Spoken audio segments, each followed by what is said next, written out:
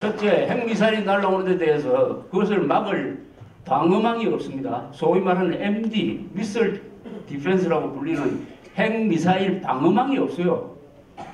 1999년에 미국이 김대중 정부 보고 우리 같이 만들자라고 제의를 했을 때 김대중 정부는 거절했습니다. 그것은 한국 현실에 맞지 않다든지 중국을 자극할 염려가 있다든지 그거 다 헛소리죠. 헛소리를 밝혀줬어요. 일본은 MD를 만들어서 지금 고성능 레이더로 방어를 하고 있어요. 그게 없습니다. 그 다음에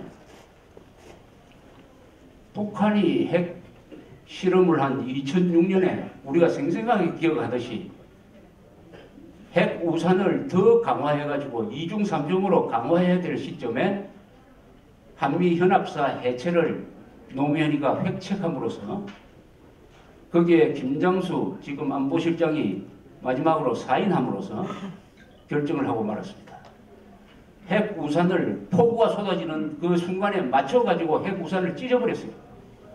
이 이상의 이적 행위가 있습니까? 이 이상의 이적 행위가 있어요. 그런데 왜 노무현이 그렇게 했느냐 하는 것은 노무현의 발언이 나옵니다. 왜 연합사 해체, 즉 한미 작전 통제권 전환이라는 이 어려운 말, 쉽게 말하면 한미연합사 해체에 의해서 한미 합동군 체제를 와해시키는 이런 명백한 이적 행위를 왜 했느냐 하는 데 대해서는 노무현의 발언이 있어요. 이건 2008년 10월 1일 날 14선언 1주년을 기념하는 강연회에서 노무현이가 한 이야기입니다. 제가 요거 한번 읽어보겠습니다. 노무현이가 왜 한미연합사를 해체하기로 결심을 했느냐 하는 것은 노무현의 육성으로 한번 들어보시기 바랍니다. 이렇게 이야기합니다. 자주국가라면 당연히 작전 통제권을 스스로 행사해야 합니다. 그것만으로도 작전 통제권을 환수해야 할 이유는 충분합니다. 그러나 작통권 환수는 그 이상의 의미가 있습니다. 언젠가 한반도 평화체제에 관한 협상을 하게 될 것입니다. 여기에 작통권도 가지지 않은 나라가 참여한다는 것이 시비거리가 될 것입니다. 북한은 한국보다 미국을 더 불신하고 두려워합니다. 유사시에 미국이 작통권을 행사하는 상황은 북한을 더욱 두렵게 하여 남북 간 대화의 협상이나 신뢰에 도움이 되지 않습니다. 동북아 평화구조를 위해서는 다자 안보 대화가 필요합니다. 그런데 미국이 한국군에 대한 작전 통제권을 행사하고 있는 상태라면 이 대화 체제에서 미국이 너무 커 보이게 되고 이것은 다자 체제에 도움이 되지 않을 것입니다. 그 중에서도 나는 작통권의 환수를 남북 간의 신뢰 구축의 중요한 요소로 생각하고 추진하였습니다.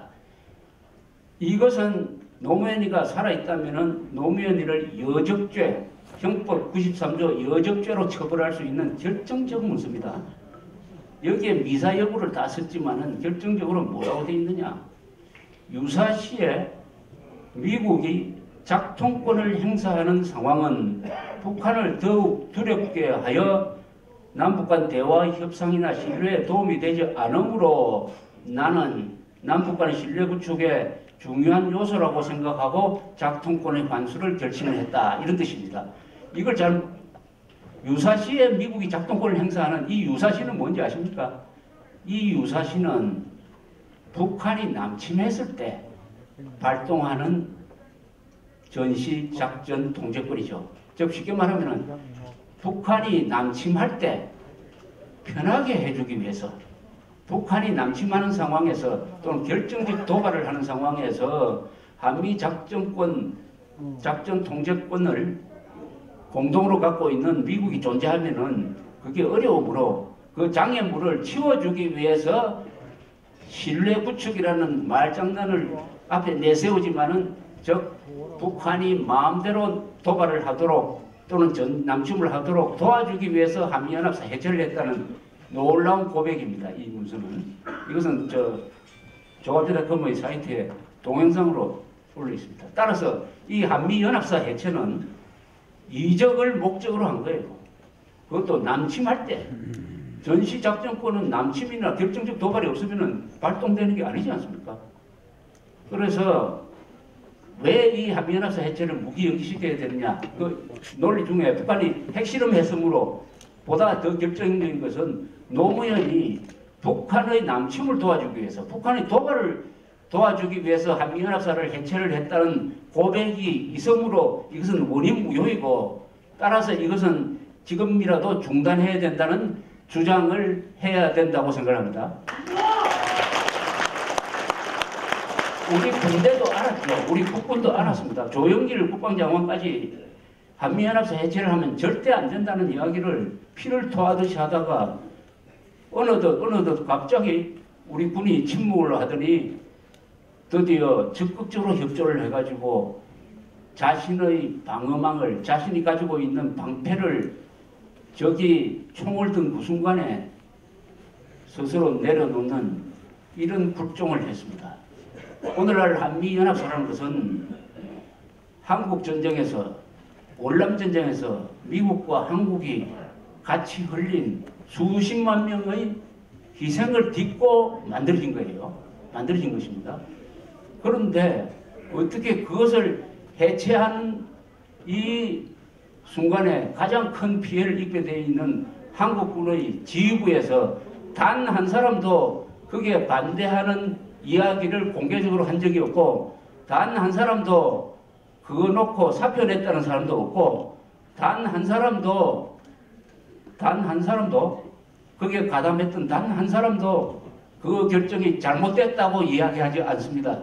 이것은 한국군의 선배 군인들에 대한 모욕이고 우리 군의 가장 큰 불명예입니다. 우리 군이 종북 좌익 세력의 수괴의 도구로 사용된 거 아닙니까? 이런 군대를 전체적으로 다 욕할 수는 없죠. 그 당시 군 지부에 있었던 사람, 윤광웅 국방장관, 그리고 김장수 사인한 국방장관의 책임은 역사가 물을 것입니다. 그런데 그 김장수 국방장관을 그냥 사진 하나 잘 찍었다고 언론이 영웅으로 만드니까 안보실장 자리에 앉혀놓았다. 그런 점에서 오늘 우리가 중대한 우리 여기서 선언문을 통해서 경고를 했습니다. 개과천선하고 한미연합사 순조롭게 해체하겠다는 그런 망국적인 이야기 그만하라고 했는데, 이것을 반드시 여러분께서 결의를 했으니까 만약 그런 소리 하면은 물러나라는 이야기를 반드시 하시고, 절대로 이것은 그냥 넘어갈 문제가 아니라는 점을 말씀드리면서, 박근혜 대통령이 잘 되기를 다 바라지만은 그렇다고 해가지고 시시비비는 반드시 가리면서 가야 된다고 생각합니다.